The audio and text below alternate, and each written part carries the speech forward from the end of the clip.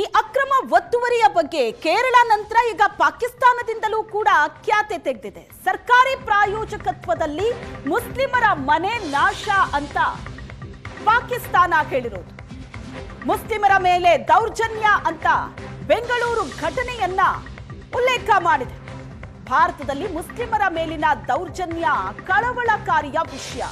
ಪಾಕಿಸ್ತಾನ ವಿದೇಶಾಂಗ ಸಚಿವಾಲಯದಿಂದ ಭಾರತದ ವಿರುದ್ಧದ ಈ ಹೇಳಿಕೆ ಹೊರಬಿದ್ದಿದೆ. ಪಾಕಿಸ್ತಾನದ ಈ ಆರೋಪಕ್ಕೆ ಭಾರತೀಯ ವಿದೇಶಾಂಗ ಇಲಾಖೆ ತಿರುಗೇಟನ್ನ ಕೊಟ್ಟಿದೆ. ಸ್ಕ್ರೀನ್ ಮೇಲೆ ನೋಡ್ತಾ ಇದ್ದೀರಿ. ಕೇರಳದ ನಂತರ ಪಾಕಿಸ್ತಾನ ಕೂಡ ಈ ವಿಚಾರದ ಬಗ್ಗೆ ಖ್ಯಾತೆ ತೆಗೆದಿರೋದು. ಪಾಕಿಸ್ತಾನದ ಹೇಳಿಕೆ ತಿರಸ್ಕರಿಸ್ತೀವಿ, ಅಲ್ಲಿನ ಅಲ್ಪಸಂಖ್ಯಾತರ ಸ್ಥಿತಿ ಭಯಾನಕವಾಗಿದೆ, ನಮ್ಮ ದೇಶದ ಕಡೆ ಬೆರಳು ತೋರೋ ಮುನ್ನ ನಿಮ್ಮ ಸ್ಥಿತಿಯನ್ನ ನೋಡ್ಕೊಳ್ಳಿ ಅಂತ ಪಾಕಿಸ್ತಾನದ ಆರೋಪಕ್ಕೆ ಭಾರತೀಯ ವಿದೇಶಾಂಗ ಇಲಾಖೆ ತೀಕ್ಷ್ಣವಾದ ಪ್ರತಿಕ್ರಿಯೆಯನ್ನ ಕೊಟ್ಟಿದೆ. ಪಾಕಿಸ್ತಾನದ ಆರೋಪ ಏನು? ಕ್ರಿಸ್ಮಸ್ ವೇಳೆ ಭಾರತದಲ್ಲಿ ವಿಧ್ವಂಸಕ ಘಟನೆ ನಡೆದಿದೆ ಅಂತ. ಅದಕ್ಕೆ ಭಾರತ ಕೊಟ್ಟಂತಹ ತಿರುಗೇಟು. ಭಾರತದ ಬಗ್ಗೆ ಪಾಕಿಸ್ತಾನದ ಹೇಳಿಕೆ ಏನಿದೆ, ಇದು ಕಪೋಲ ಕಲ್ಪಿತ.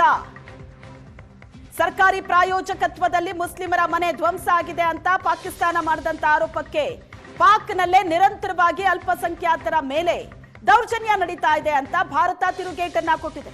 ಪಾಕಿಸ್ತಾನದ ಈ ಬೇಜವಾಬ್ದಾರಿ ಹೇಳಿಕೆಯನ್ನ ಭಾರತ ಖಂಡಿಸತ್ತೆ ಅಂತ ಭಾರತ ತಿರುಗೇಟನ್ನ ಕೊಟ್ಟಿರೋದು. ಕ್ರಿಸ್ಮಸ್ನ ವೇಳೆ ಭಾರತದಲ್ಲಿ ವಿಧ್ವಂಸಕ ಘಟನೆ ನಡೆದಿದೆ ಅಂತ ಪಾಕಿಸ್ತಾನ ಕಮೆಂಟ್ ಮಾಡಿರೋದು. ಆದ್ರೆ ಯಾವ ಸ್ಥಳ ಅನ್ನೋದನ್ನ ಮೆನ್ಷನ್ ಮಾಡಿಲ್ಲ. ಭಾರತದಲ್ಲಿ ಈ ತರ ವಿಧ್ವಂಸಕ ಘಟನೆ ನಡೆದಿದೆ ಅಂತ ಪೋಸ್ಟ್ ಮಾಡಿರೋದು ಪಾಕಿಸ್ತಾನ.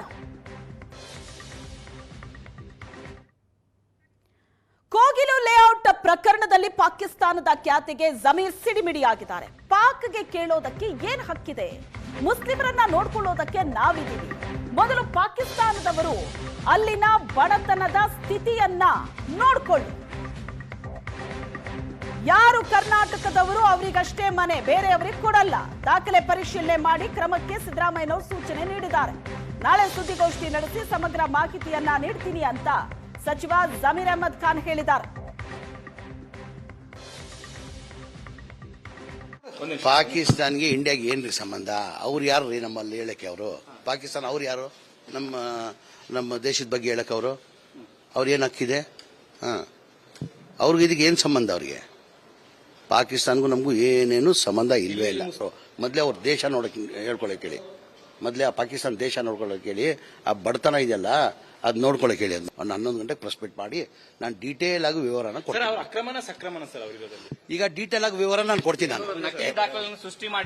ಈಗ ಎಲ್ಲಾರ್ದು ಆಧಾರ್ ಕಾರ್ಡ್ ಇದೆ. ಈಗ ಅದಕ್ಕೆ ನಿನ್ನೆ ಮನೆ ಮುಖ್ಯಮಂತ್ರಿಗಳು ಉಪಮುಖ್ಯಮಂತ್ರಿಗಳು ಸೂಚನೆ ಕೊಟ್ಟಿದ್ದಾರೆ. ಡಾಕ್ಯುಮೆಂಟ್ ವೆರಿಫಿಕೇಶನ್ ಮಾಡಿ ಯಾರು ನಮ್ಮ ಕರ್ನಾಟಕದವ್ರು ಇದ್ದಾರೆ ಅವ್ರು ಮಾತ್ರ ಕೊಡ್ಬೇಕಂತ ತೀರ್ಮಾನ ಮಾಡಿದೀವಿ. ಆಚೆಯವ್ರಿಗೆ ಒಬ್ರಿಗೂ ನಾವು ಕೊಡಲ್ಲ. ಈಗ ಕೇರಳದವ್ರು ಬಂದಿದ್ರಪ್ಪ, ಕೇರಳದವ್ರು ಬಂದು ಏನ್ ಮಾಡಿದ್ರು? ಆಯ್ತು ಬಂದ್ರು. ಈಗ ಇದೇ ತರ ಬುಲ್ಡೋಸ್ ಯುಪಿದಲ್ಲಾಗಿತ್ತು. ಏನಕ್ಕೆ ಯುಪಿಗೆ ಹೋಗ್ಲಿಲ್ಲ? 1.5 ವರ್ಷ ಹಿಂದೆ ಯುಪಿಗೆ ಹೋಗ್ಬೇಕಾಗಿತ್ತಾನೆ. ಯುಪಿಗೆ ಹೋಗಿದ್ರ? ಈಗ ಬರೇ ನೆಕ್ಸ್ಟ್ ಇಯರ್ ಅಲ್ಲಿ ಏಪ್ರಿಲ್ ಅಲ್ಲಿ ಚುನಾವಣೆ ಹಿನ್ನೆಲೆಯಲ್ಲಿ ರಾಜಕೀಯ ಮಾಡಕ್ ಬಂದಿರೋದು. ಆಚಾ ಅವ್ರು ಬಂದ್ರಿಲ್ಲ.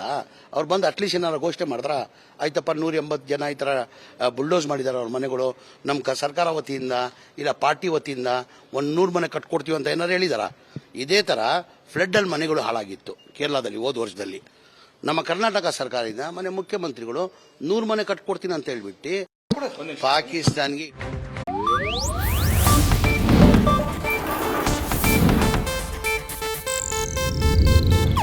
ಇದು ಏಷ್ಯಾನೆಟ್ ನ್ಯೂಸ್ ನೆಟ್ವರ್ಕ್ ಪ್ರಸ್ತುತಿ.